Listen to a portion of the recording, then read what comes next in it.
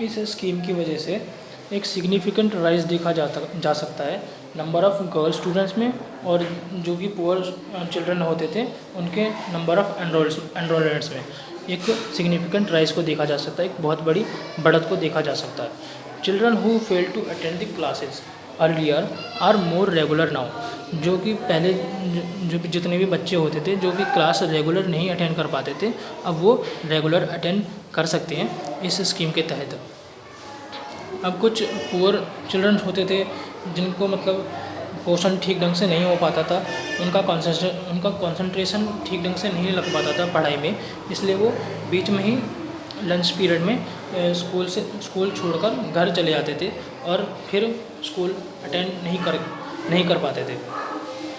तो उन बच्चों की संख्याओं में भी ज़्यादा बढ़त देखने को मिली है। अब वो बच्चे भी स्कूल अटेंड करते हैं क्योंकि होलसम मील का यहाँ पर एक स्कीम लागू कर दिया गया है। तो इस स्कीम के तहत कास्ट डिस्टिंक्शन को जो भी जाति के आधार पर जो भेदभाव होते थे अब वो बच्चों में नहीं रहा, जो कि पहले हुआ करता था कि अपर कास्ट के और लोअर कास्ट अलग अलग खाना खाते थे।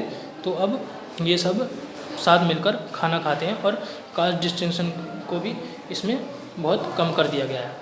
It has also brought about a distinct social change, इससे कि एक सामाजिक बदलाव आया है। जो भी पहले महिलाएं होती थी, जो लोग होते थे, जो भी इकोनॉमिकली डिसएडवांटेज सेक्शन से बिलोंग करते थे, अब उन्हें भी इस स्कीम के तहत काम मिला है एज ए कुक और असिस्टेंट।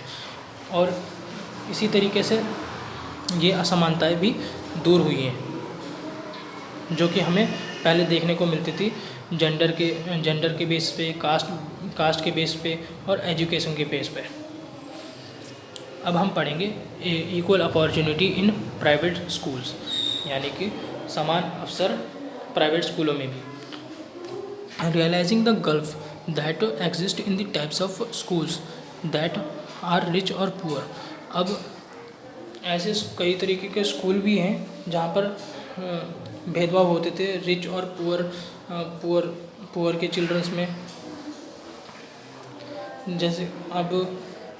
जैसे कि कुछ फैसिलिटीज़ जो प्रोवाइडेड होते थे सरकारी स्कूल में पहले कम हुआ करती थी।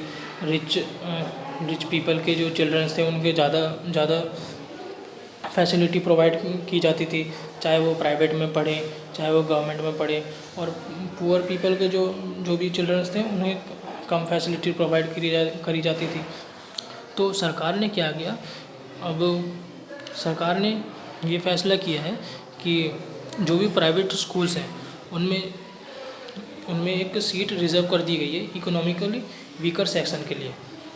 जो भी आर्थिक रूप से कमज़ोर वर्ग के जो लोग हैं वह भी अपना एनरोलमेंट कर सकते हैं प्राइवेट स्कूलों में जहाँ पे अच्छी सुविधाएं मिलती हैं। अब तो सरकारी स्कूलों में भी अच्छी सुविधाएं मिलने लगी हैं।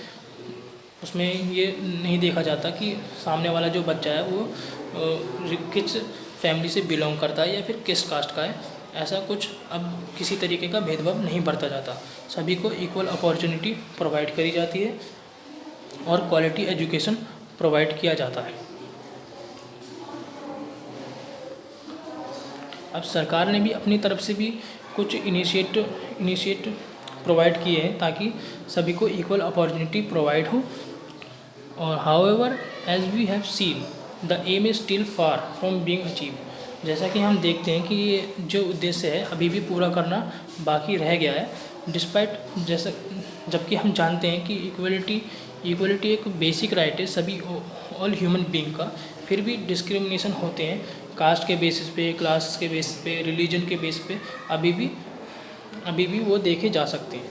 तो हमें एक लोगों का परसेप्शन चेंज करने की ज़रूरत है ताकि हम संसार में इक्वलिटी को ला सकें।